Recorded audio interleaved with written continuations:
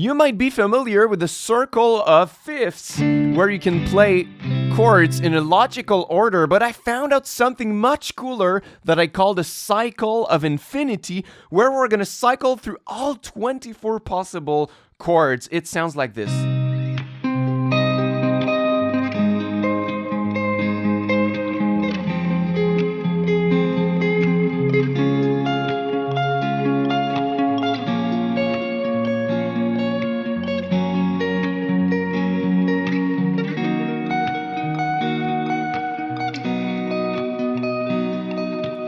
And so on. So I'm going to explain how that works. You can play all 12 major chords and 12 minor chords in that same circle before you come back to the first one. So in Western music, at least, we have 12 semitones, right? So if I start on C, I have 1, 2, 3, 4, 5, 6, 7, 8, 9, 10, 11, 12, before we come back to the octave of the same one. And from any of these notes, we can build a major chord or a minor chord. So we have 12 possible major chords and 12 possible minor chords for a total of 24. And in the cycle of infinity, we cycle through all of them before we come back to the same one that we played at first, but it's never going to feel like home, feel like we resolve somewhere, because we cycle through so many sounds that it's just like it feels unending, right? So that's why it sounds so cool. I found that because one of my favorite chord progressions to write song is this one.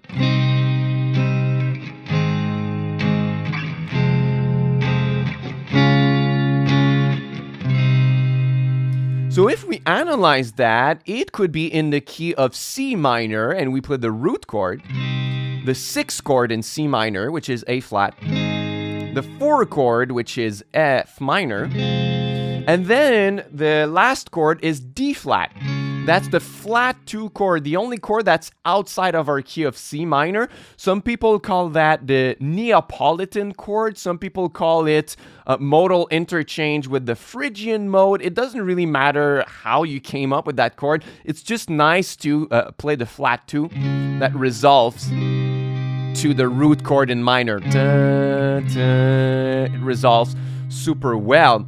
And now I noticed that there was a pattern in this 4-chord progression. We always have a minor chord and then a major chord, minor chord, major chord, but they are all placed a 6th apart. So if I start from my C minor chord and I play my C minor scale up to the 6th note, 1, 2, 3, 4, 5, 6, I get an A flat. So we can now build an A flat major since we played a minor chord previously.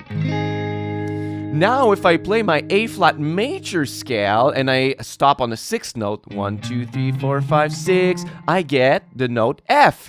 So now I can build a minor chord because we played a major chord previously. And we can still go on my F minor scale, 1, 2, 3, 4, 5, 6, I get the note D flat, right? So I thought to myself, wow, so we could continue that cycle. We don't have to play these 4 chords and come back to the first one. We could continue. And if we keep going, for example, D flat, 6th note, 1, 2, 3, 4, 5, 6, we get B flat. So now we can play B flat minor, 1, 2, 3, 4, 5, 6, which is now G flat. And so on. And if we do that, we're gonna pass through all 24 chords before we go to the same one again. So we're gonna pass through all possible options, as you can see right here. So how can you use the cycle of infinity in your own songs? First of all, you can use the first 4 chords because, like I said, they're really great, really logical, and it resolves back to the root chord really nicely. But as you do with the circle of fifths, you could start from any point and just go with the circle, and it's always going to make sense to go through the circle and stop at any point that you want right here. So let's say that you want to write like a big solo section in your song, then you could start from any point on that cycle, and that's going to sound really cool because it feels like you're changing keys all the time. And the next question is like, what do I play on top of these chords if I were to create a melody or a solo? So the easiest way is just to play the scale scale that goes with the chord. So meaning if I have a C minor chord, I can play a C minor scale, like a C natural scale. If I have an A flat chord, I can play an A flat major scale. If I have an F minor chord, I can play F minor scale. And so on, right? So you can think about changing the scale as the chords change. Let's try that.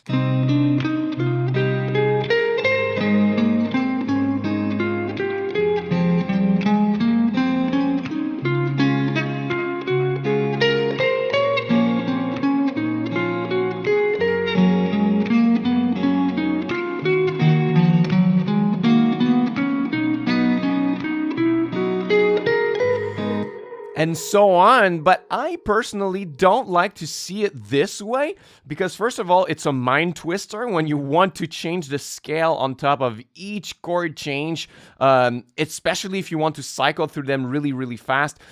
Your brain starts to want to explode. I don't know if you're into jazz, but it's when you want to improvise on giant steps. The same thing happens, like your brain wants to explode. It's like too much information in a short amount of time. But it's also because I'm used to hear it as a 4-chord progression. So in my mind, it's like cycles of 4 bars. The first 3 chords are in the same key, and the last chord is a borrowed chord, and then we completely change keys. So it's like being in 6 different keys with 3 chords in the key and 1 outside the key. So what I would personally do and how I would view it to change scales less often is to view it as in the key of C minor. So on top of the first 3 chords, C minor, A flat, F minor, I can concentrate on improvising or creating my melody in the C minor scale.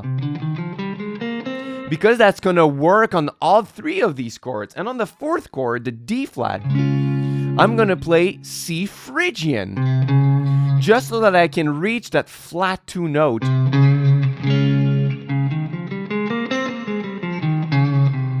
Right? It's the same exact thing, the C minor scale, but with a flat second instead of a natural second. And then you can see it kind of as like 4 bars cycles like this, and you cycle through 6 different keys before coming back to the first. So if I were to improvise in this way, it would sound like this.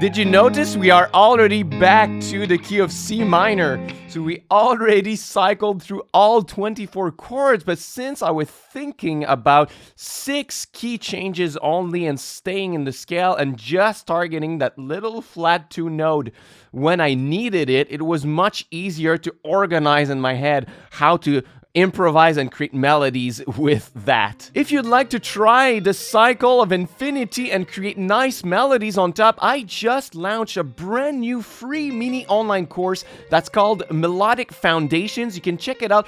First link in the description box. It's a 45 minutes mini course where I'm teaching you my 2 different methods to visualize the fretboard with your chord shapes and your arpeggio shapes to create melodies that are simple and beautiful and are going to highlight the chords at all times. So if you need help on the melodic side on what to play on top of the cycle of infinity, my course Melodic Foundations is going to be super helpful, and it's brand new, so you can check it out. It's my gift for watching my video until the end. You can click on the first link in the description box, enter your email address, and you're going to be signed up to watch the full course. It's 45 minutes of lessons, and I have a PDF guide also that you can download and keep for yourself.